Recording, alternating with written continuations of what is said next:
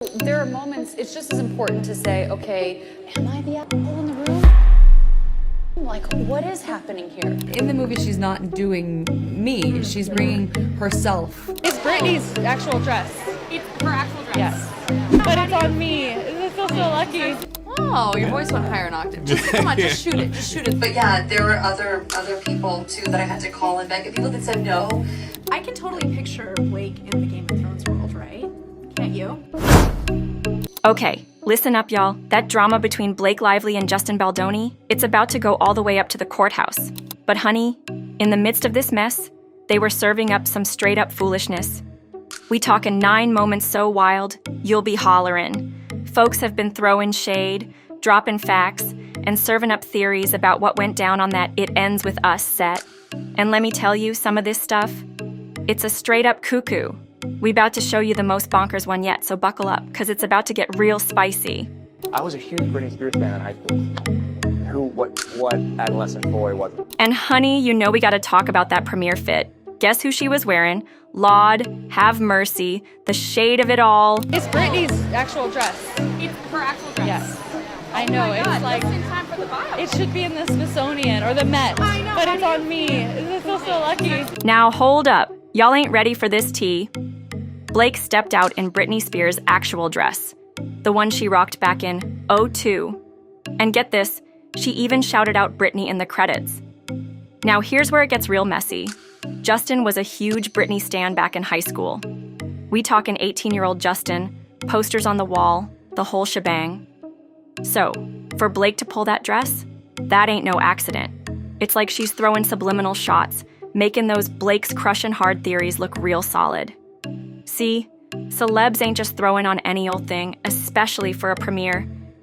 This was a calculated move, or the wildest coincidence ever. And to top it off, she had Justin banished to the basement, so he couldn't see her in person. Now that's cold. She wanted him to see those pictures in the media, a direct throwback to his Britney-obsessed days. She's playing mind games, honey, and they're working. Dear, let me tell you this Blake girl, Lord have mercy. During this whole mess, them dusty, cringe-worthy interviews of hers done surfaced, honey. But listen, what's got me gaspin'? How she kept showing her hole behind, spilling all her tea, even before she snatched that It Ends With Us gig. Like, girl, you just out here doing the most, and we ain't even started the main course yet. Sometimes I would have people who really resented that because they were like, we just hired you to be an actor.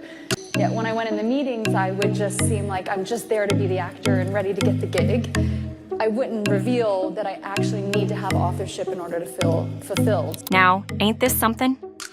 This girl, Blake, dug her own grave with loose-lipped interviews. It's downright comical how she admitted to being a play-in actress just to sneak in and snatch that creative control, like some kind of undercover boss. She practically handed Justin the whole dang case on a silver platter. But hold on, it gets worse. She then goes on to say she turns into a whole nother creature when she ain't getting her way, which explains why she was giving Justin the blues. Honey, she told herself. There are moments, it's just as important to say, okay, I believe in this, and that's why I'm standing up for it, and that's why I'm not being difficult. And then there are other moments to go like, am I the asshole in the room? Like, what is happening here? Girl, please. This Blake, thinking she just now realized she has a problem? That's rich. Justin's got his little notes and stuff, but honey, Blake planted a whole garden of shade in broad daylight. She ain't even gotta try, the mess just flows out of her. It's like she got a spotlight on her own foolishness. I think it's about being upfront about like knowing what you actually need versus just like trying to get the job and then, you know, once you're in it, sort of revealing the scope of your sort of needs to be, you know, fulfilled. Now, if Justin had just done a little bit of homework, a lil Google foo, he'd have seen all this mess coming a mile away. He could have just pulled up receipts, and this whole drama wouldn't have even made it to the courthouse steps. He could have saved himself a whole lot of headaches and a whole lot of lawyer fees. Okay, listen up. Y'all know Ryan Reynolds always trying to be slick, right? He tried to clown Justin Baldoni, calling him nice pool in that Deadpool flick. But the real tea? Them Easter eggs he and Blake hid, thinking they was some kind of geniuses? Laud, have mercy. They had nice pool iced right in front of a flower shop, honey. Now that ain't just any flower shop. It's a whole mess from It Ends With Us, where they've been dragging Justin through the mud. But they ain't stopped there. They had Lady Poole, Blake's voice, straight up demolish Justin in front of that same shop. And get this, the shop's called Little Sage. Word on the street is, Blake accused Justin of saging the set, trying to cleanse out some bad vibes. Now, ain't that some mess? They thought they were cute, but they just lookin' petty. Let me tell you, that Little Sage mess, they thought they were dropping some deep inside joke, but they just made themselves the laughingstock. Folks ain't blind. They saw that mess for what it was, straight up petty. And you know they ain't stopping there. They had to double down, throwing shade in the It Ends With Us credits. Blake's thank you to Gordon Reynolds?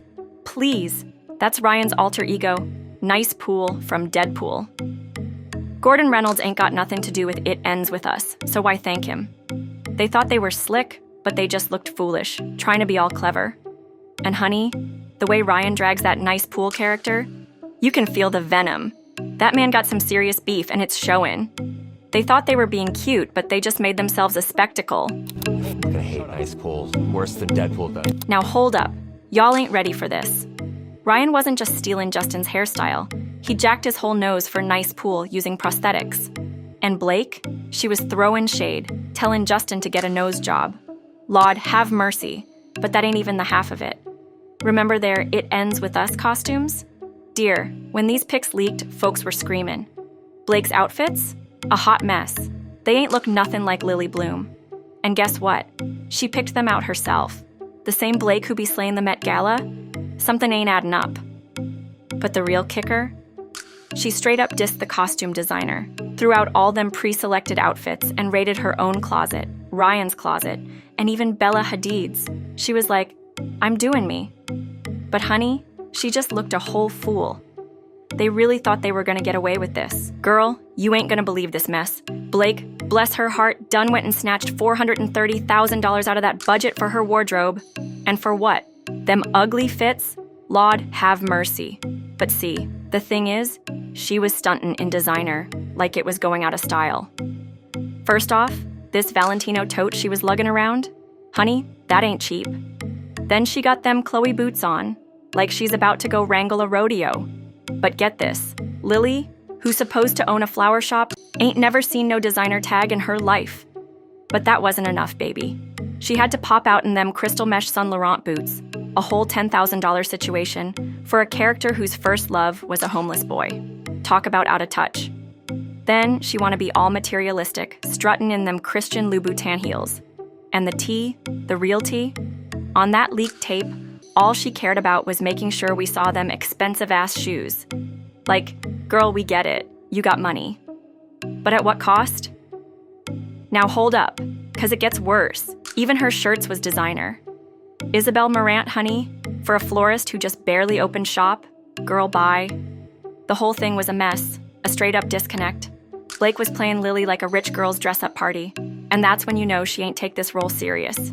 See, it's wild to me that you get hired for a movie, and you can't even be bothered to read the damn book it's based on.